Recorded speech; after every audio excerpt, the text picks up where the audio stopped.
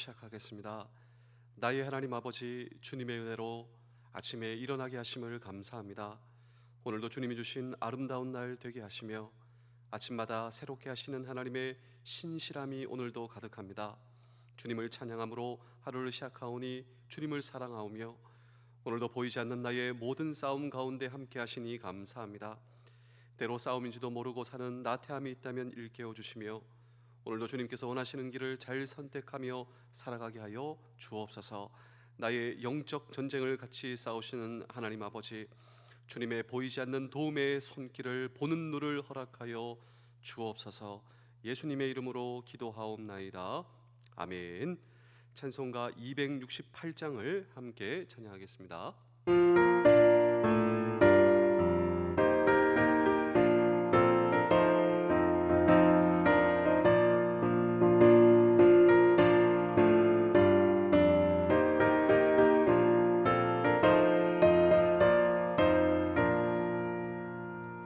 죄에서 자유를 얻게 하는 보혈에는요 주의 보혈 시험을 이기고 승리하니 참 놀라운 능력이로다. 주의 보혈 능력이 또다. 주의 피 믿어 주의 보혈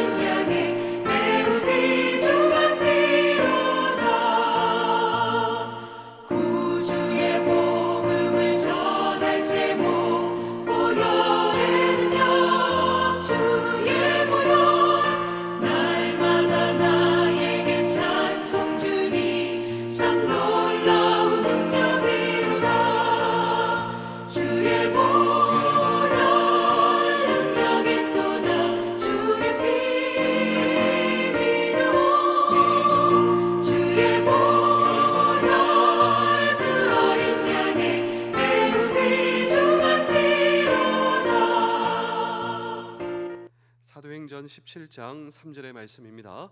뜻을 풀어 그리스도가 해를 받고 죽은 자 가운데서 다시 살아나야 할 것을 증언하고 이르되 내가 너희에게 전하는 이 예수가 곧 그리스도라 하니 아멘.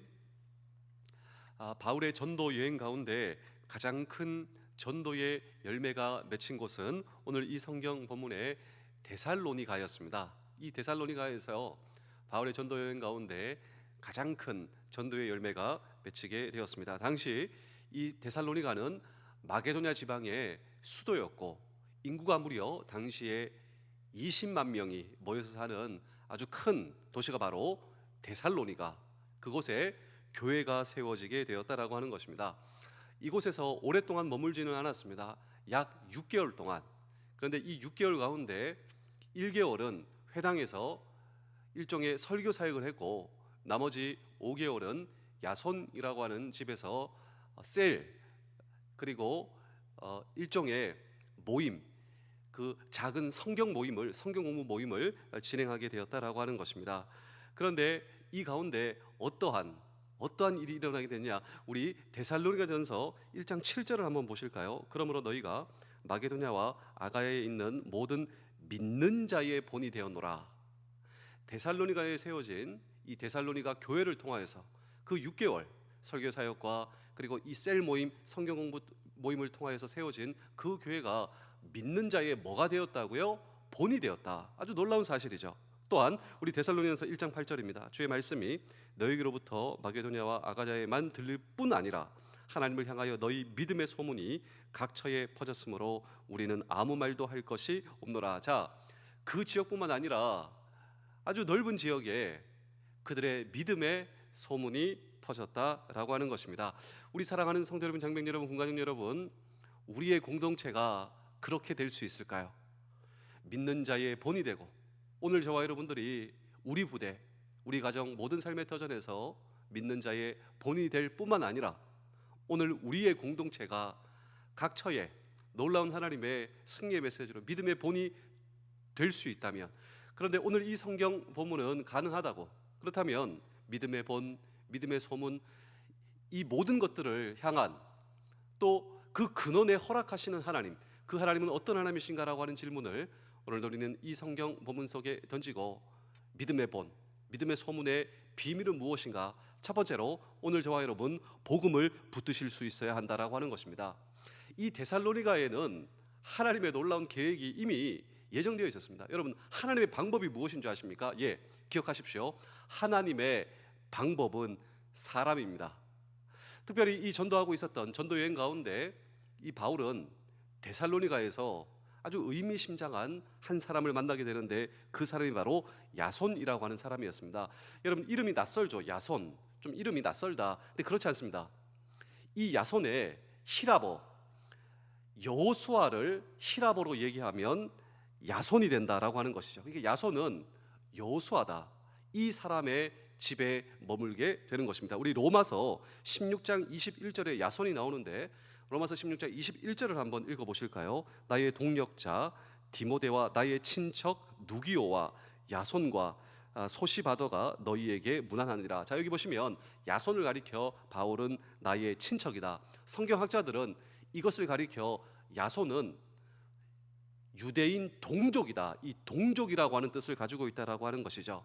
유대인 야손의 집에 머물며 이 야손의 집이 데살로니가 교회가 되었다, 선교의 센터가 되었다라고 하는 것입니다. 특별히 여기서 어떤 일이 일어나냐면, 이 바울은 특별히 바리새인 중에 바리새인이요, 가말리아의 문하요, 굉장히 율법에 정통한 사람이다라고 하는 사실을 이 데살로니가 지역에 살고 있는 유대인이 알게 되고, 유대인이 있으면 회당이 있지 않습니까? 회당장이 이 사실을 알게 됩니다. 그래서 이 바울을 초청하여 바울에게 이 회당에서의 일종의 설교를 부탁하게 되는 것이죠.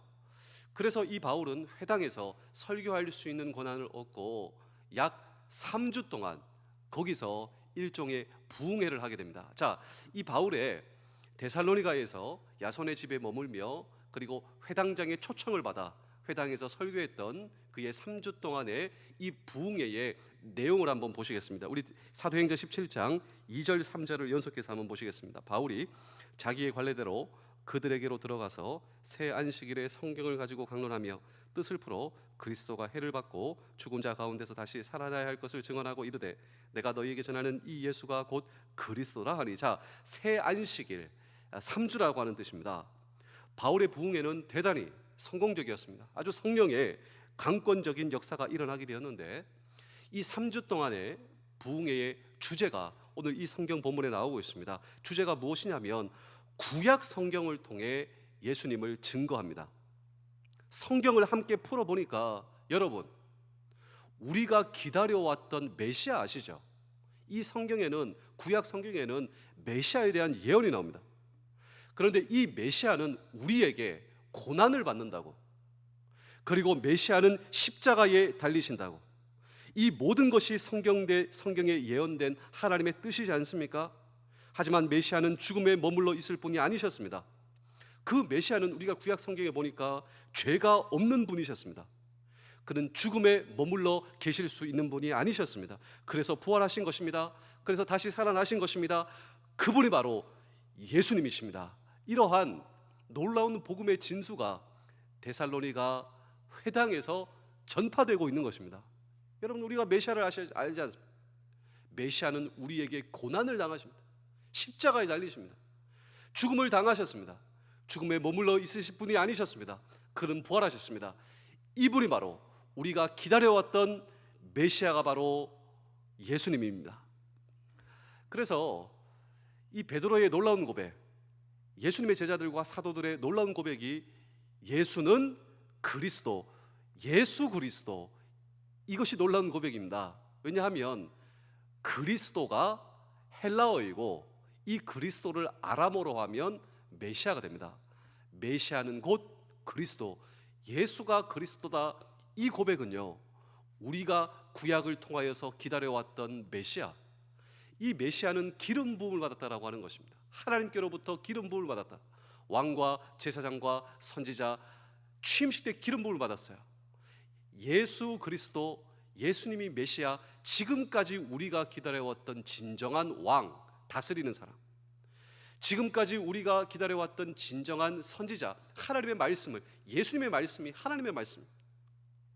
지금까지 우리가 기다려왔던 제사장은 하나님과 우리 사이에 막힌 죄 문제, 병 문제를 해결하는, 예수 그리스도께서 우리를 다스리시며 예수 그리스도께서 우리의 죄 문제를 해결하시며 예수 그리스도의 말씀이 하나님의 말씀으로 그 말씀 붙잡고 나아갈 때 하나님께서 우리의 길을 인도하여 주실 줄로 믿습니다. 너무 긴 말을 쉽게 표현하자면 예수님이 우리의 인생의 문제 해답이십니다. 자, 데살로니가에 이런 복음이 전파되고 있습니다. 그런데 더 놀라운 사실은 무엇인 줄 아십니까?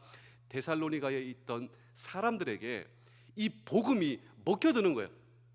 이 복음이 큰 반향, 이 복음이 그들의 인생 속에 영접이 되고, 맞습니다. 지금까지 우리가 기다려왔던 메시아가 예수님이십니다.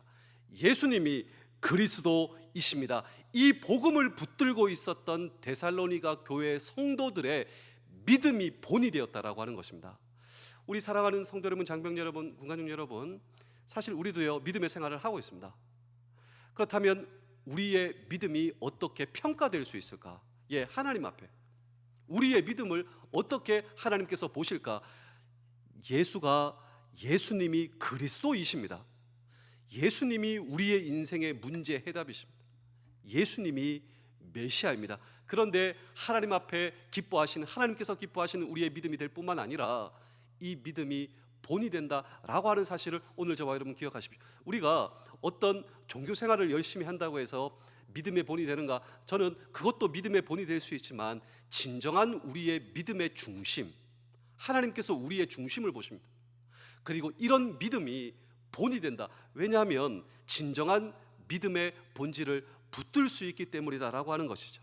이 믿음이 소문이 날 수밖에 없는 것이다라고 하는 것이죠. 우리 사도행전 17장 4절입니다. 그 중에 어떤 사람 곧 경건한 헬라인의 큰 무리와 적지 않은 귀부인도 권함을 받고 바울과 실라를 따르니, 자, 많은 사람들이 큰 은혜를 받고 그리고 성도가 되었다라고 하는 것입니다. 그러므로 우리 사랑하는 성도 여러분, 장병 여러분, 군가족 여러분, 믿음의 본질 그리고 복음의 본질, 예수 그리스도께서 오늘 저와 여러분들을 다스리는 주인이십니다. 예수님께서 오늘 저와 여러분들의 죄 문제뿐만 아니라 죽음의 문제, 우리의 인생의 모든 문제를 해결하실 수 있는 분, 그리고 예수님의 말씀이 하나님의 말씀입니다. 살아계신 하나님의 말씀을 붙드는 하나님의 자녀가 되겠습니다. 예수님이 그리스도이십니다. 예수님이 우리의 인생의 문제 해답이십니다. 이 놀라운 복음을 붙드는 오늘 저와 여러분들의 평생 되실 수 있기를 주의 이름으로 축복합니다. 두 번째로, 여러분, 이 데살로니가 교회 성도들의 믿음의 본, 믿음의 소문, 그 중심에는 이웃 사랑이 있었다라고 하는 것입니다. 우리가 성경을 읽어보면 데살로니가라고 하는 지역이 크다, 20만 명. 근데 그 도시에는 어떤 문제가 있었는데 치안에 많은 문제가 있었다라고 하는 사실을 우리가 성경을 통해 볼 수가 있어요. 성경학자들은 당시 데살로니가 지역에는 폭력배들이, 그러니까 아주 이 조직 폭력배들이 데살로니가시 전체를 장악하였다. 성경학자는 그런 이야기를 하고 있는데, 유대인들이, 특별히 이 바울을 괴롭히려고 하는 유대인들과 폭력배들이 손을 잡게 되었습니다. 그래서 이 바울을 잡으러 오게 된 것이죠. 야손의 집을 습격하고, 그곳에는 다행히도 바울이 없었습니다. 엉뚱하게도 야손을 붙잡아 가는 거예요. 관리들에게 끌고 가는 것입니다. 우리 사도행전 17장 5절입니다. 그러나 유대인들은 시기하여 저자의 어떤 불량한 사람들을 데리고 때를 지어 성을 소동하게 하여 야손의 집에 침입하여 그 백성에게 끌어내려고 찾았으라. 자, 치안, 이 데살로니가 지가의 상황을 우리가 추정할 수 있다라고 하는 것입니다. 6절도 한번 읽어보실까요? 발견하지 못하며 야손과 몇 형제들을 끌고 읍장들 앞에 가서 소리질러 이르되 천하를 어지럽게 하던 이 사람들이 여기도 이르매. 자, 그들이 큰 소란을 일으키며 바울을 향하여 천하를 어지럽게 하는 사람들이다라고 하고 있습니다. 그리고 좀 더 말씀을 읽어보시면 이것은 당시 아주 심각한 목숨을 잃을 수 있는 상황이었는데, 로마 황제가 아닌 다른 왕을 섬기는 자들, 반역자들이 바로 바울과 바울을 따르는 사람이다라고 모함을 하게 된 것입니다. 자칫하다가 큰 반역자로 몰릴 수 있는, 목숨을 잃을 수 있는 상황에 직면하게 된 것이죠. 그래서 바울은 다행히도 없었고 야손만 끌려가게 된 것입니다. 그런데 이 데살로니가 지역에 있었던 관리들은 야손을 잘 알고 있었습니다. 저 사람은 절대로 반역할 사람이 아니다. 그래서 일종의 보석금을 받고 야손은 풀려나게 되었습니다. 자, 한번 보실까요?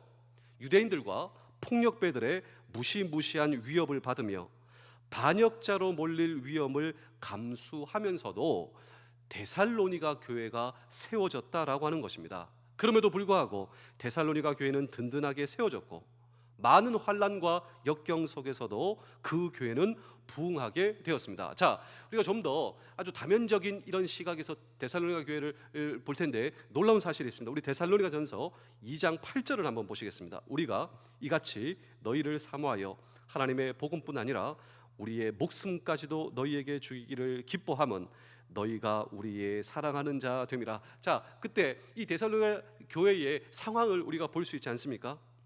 데살로니가 교회가 큰 영향력을 가질 수 있었던 또 하나의 비밀은 자기의 목숨까지도 친구와 이웃에게 내어줄 수 있는 예수 그리스도의 사랑을 그들은 정말 붙들고 있었다라고 하는 것입니다. 예수님도 우리의 친구 되셨고, 그리고 그 예수 그리스도께서 나 살리기 위해서 예수 그리스도께서 목숨을 주신 그 진정한 주님의 사랑을 본받아 데살로니가 지역에서 어떤 상황에서도 예수님의 이웃 사랑하기를 그들은 정말 가지고 있었고, 친구를 위해 목숨을 버릴 수 있는 주님의 사랑을, 주님의 복음을 붙들고 있었다라고 하는 것입니다. 저는 한국 교회가 열심히 전도하면서도 전도의 열매를 맺지 못하는 원인이 있을 것이다. 저는 이것이 이웃을 향한 주님의 사랑, 이 사랑이 정말 우리에게 필요한 것이 아닌가, 저는 그런 생각을 해보게 되었습니다. 제가 마지막으로 한 편의 이야기를 들려드리고 오늘 설교를 마치겠습니다. 우리 대한민국은 역사 가운데 993회의 외침을 받았다, 역사학자들이 얘기를 하고 있습니다. 반만년, 5천년 역사 가운데 약 1000번의 침입, 전쟁을 경험했으니 5년에 한 번 전쟁이 일어나는 것이 이 땅의 역사였습니다. 그런데 더 놀라운 사실은 알렉산더 제국, 로마 제국, 몽골 제국 지금 이 땅에 있습니까? 없어요. 다 쓰러졌습니다. 모든 강대국들은 사라졌지만 5천년 역사 가운데 1000번 전쟁을 경험한 우리나라는 아직도 건재합니다. 끊임없는 침략, 끊임없는 핍박 가운데 우리는 우리의 정체성을 잃지 않았던, 이것은 더 놀라운 사실이다라고 하는 것입니다. 그런데 여기에는 수많은 순국 선열들이 있었다라고 하는 사실을 저와 여러분 잊으시면 안 됩니다. 오늘이 무슨 날입니까? 6월 6일이에요. 현충일이에요. 지금까지 우리나라가 여기까지 오기에는 수많은 순국 선열들이 있었고, 나라가 위태한 지경에 빠졌을 때 자기를 버린 그분들이 아니었다면 우리는 지금 여기에 존재할 수가 없다라고 하는 것입니다. 그래서 제가 마지막으로 이 순국 선열의 별명, 여러분 이분 알고 계십니까? 이분의 별명을 먼저 말씀을 드릴게요. 한국인보다 한국을 더 사랑한 사람, 이분의 이름이 바로 윌리엄 해밀턴 쇼 대위입니다. 사진을 한번 보시겠습니다. 이분은 1922년 6월 5일 평양에서 태어났습니다. 아주 유창한 사투리를 구사했다고 합니다. 그러다가 대학을 가야 되니 미국에 대학을 갔는데 신학교를 가게 되었어요. 그리고 이분이 신학교를 졸업하고 미 해군 장교로 입대하게 되었습니다. 다음 사진 한번 보시겠습니다. 1944년 6월 24일 노르망디 상륙작전 고속정의 부정장으로 이분이 누구를 모셨냐면 아이젠하워 장군을 보좌하고 모셨습니다. 그리고 이분은 윌리엄 해밀턴 쇼 대위는 2차 세계대전의 전쟁 영웅이 되어 1947년 전역을 하고 한국의 조선해양경비대, 우리 해군의 전신인 조선해양경비대 창설에 기여하게 되는데 교관으로 생도의 함정 운용수를 가르치게 된 우리나라 군인 가족이 되게 되었습니다. 당시 이 젊은 사관 생도들에게 가장 인기가 많았답니다. 왜냐하면 2차 세계대전의 전쟁 영웅이었을 뿐만 아니라 한국말에 능통해요. 사투리를 구사하고 유머를 그렇게 잘했다고 합니다.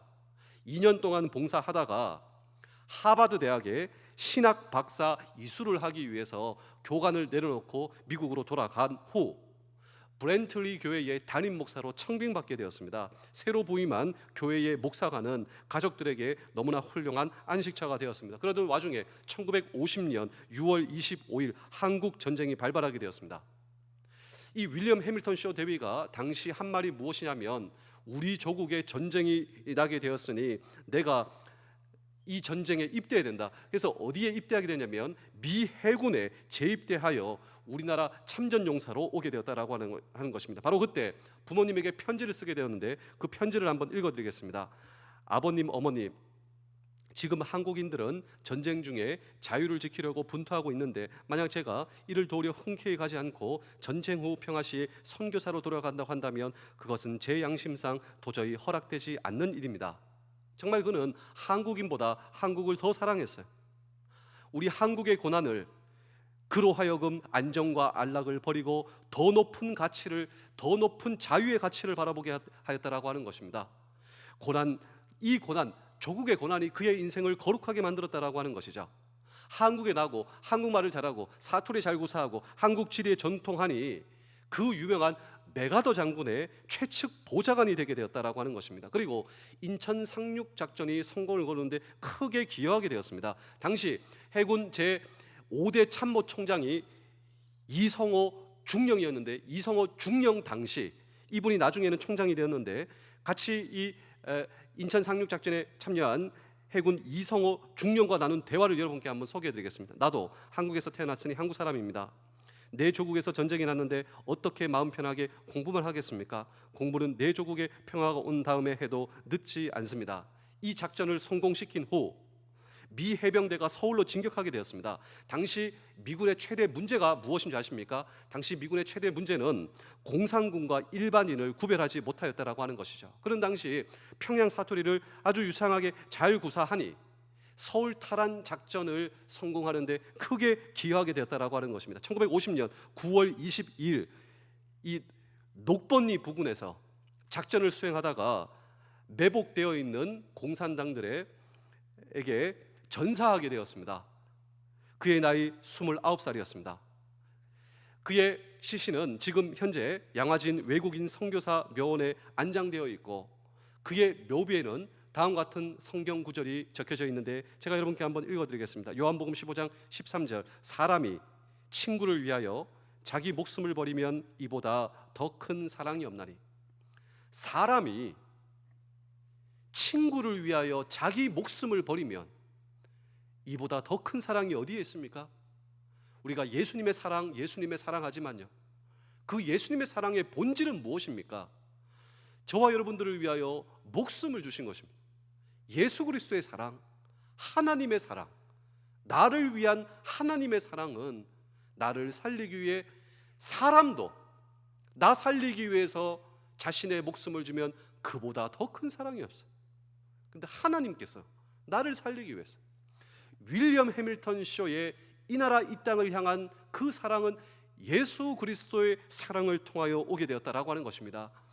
제가 이 설교를 가는 교회마다 했습니다. 2016년 서울의 해군중앙교회에 제가 이 설교를 했어요. 현충원이 가까우는 이 시점, 그때 홍은혜 권사님이 살아계셨습니다. 나이가 100세셨죠. 항상 교회가 끝나고 설교가 끝나고 예배가 끝나고 제일 마지막에 나오십니다. 휠체어를 타고 여기 앉아 계시니. 그래서 성도들이 다 빠져나가고 제일 마지막에 오시면 제가 인사하면 항상 휠체어에서 앉아서 제가 허리를 굽히면 제 여기에 뽀뽀해 주셨어요. 그러면서 늘 설교에 대한 피드백을 해주셨죠. 그때 이 윌리엄 해밀턴 쇼 설교를 했는데 윌리엄 해밀턴 쇼 피드백을 해주면서 눈물을 흘리시더라고요. 윌리엄 해밀턴 쇼 내가 알고 있다고. 홍은혜 권사님이 하시면서 우리 남편 대신해서 죽었다고. 우리 남편이 맞아야 할 총에 윌리엄 해밀턴 쇼가 맞았다고. 윌리엄 해밀턴 쇼가 우리 남편 살리고 죽었다고 홍은혜 권사님께서 눈물을 흘리시며 저에게 해주셨던 그 홍은혜 권사님이 아직도 제 눈에 선합니다. 우리 다음 사진 한번 보시겠습니다. 2014년 해군 사관학교에 흉상이 건립되게 되었는데 이기식 장로님의 교장 재임 시절, 다음 사진입니다. 재임 시절 이 해군 사관학교에 윌리엄 해밀턴 쇼 흉상을 이렇게 건립하게 되었습니다. 한국인보다 한국을 더 사랑했던 윌리엄 해밀턴 쇼의 애국심과 희생정신을 본받자고. 우리 다음 사진입니다.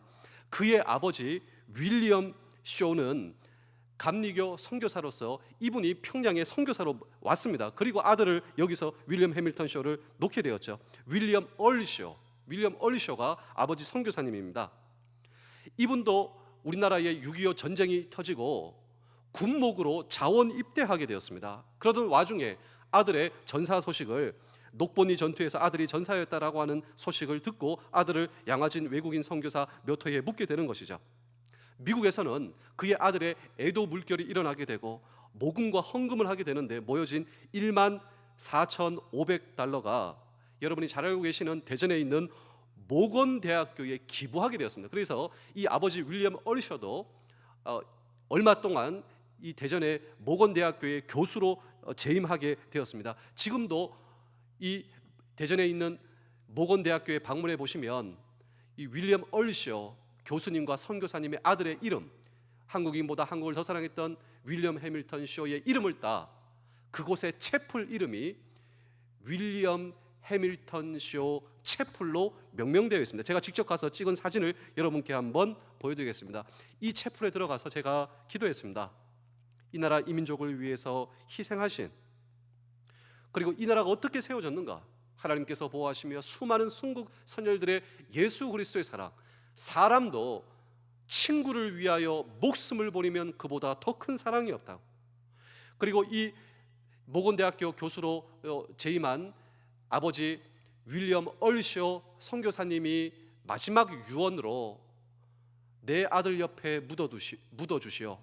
어머니도 소천하시며 내 아들 옆에 묻어주시오. 그래서 지금도 서울에 있는 양화진 선교사 몇 호에 보시면 윌리엄 해밀턴 쇼 그 대위 무덤 주위로 그의 아버지와 그의 어머니도 함께 계세요.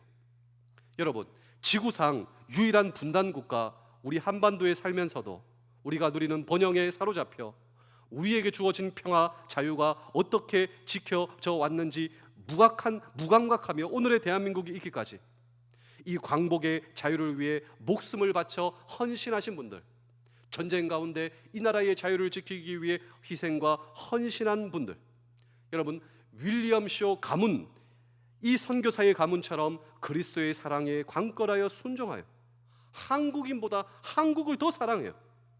이들의 헌신과 사랑, 여러분, 기억하는 사람만이 감사할 수 있다고 합니다. 싱크하는 사람이 땡크할 수 있다고 하는 것이죠.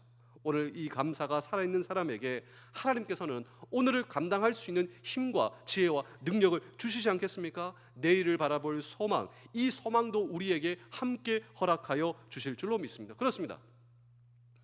데살로니가 교회의 이웃사랑, 목숨까지도 줄 수 있는 이웃사랑, 예수님에로부터 왔습니다. 진정한 복음, 진정한 예수님의 사랑을 경험한 사람만이 그 사랑을 줄 수가 있는 거예요. 윌리엄 해밀턴 쇼 선교사 부자의 사랑도 예수님의 사랑으로부터 나오게 되었다라고 하는 것입니다. 그렇습니다. 하나님께서 오늘도 저와 여러분에게 말씀하십니다. 내가 너의 친구라. 내가 너를 위해 목숨을 주었다. 오늘도 우리의 친구 대신 예수 그리스도를 붙들며 그분이 나를 얼마나 사랑하시는지 이 복음의 진수를 통하여 나를 불러주신 모든 삶의 현장에서 예수 그리스도의 사랑과 영향력을 발휘할 수 있는 그러한 저와 여러분들을 통하여 믿음의 본이 펼쳐지게 됩니다.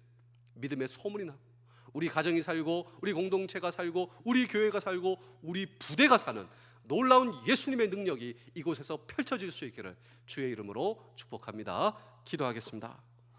나의 영적인 눈을 열어 하나님의 도우심을 바라보기를 원합니다.